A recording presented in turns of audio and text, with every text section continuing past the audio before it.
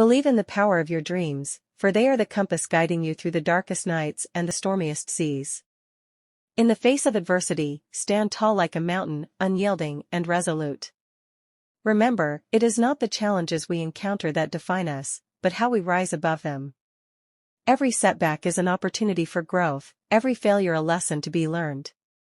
Embrace the struggle, for within it lies the seeds of your future success. Let your determination be unwavering, your perseverance unshakable. With every step forward, let the fire within you burn brighter, igniting the path to greatness. For in the pursuit of excellence, there are no shortcuts, no easy victories. It is through sheer dedication and relentless effort that we carve our destiny.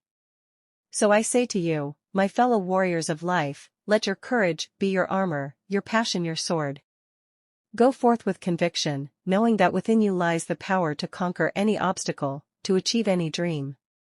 For it is not the destination that defines us, but the journey we undertake to reach it. And in that journey, may you find the strength to overcome, the courage to persevere,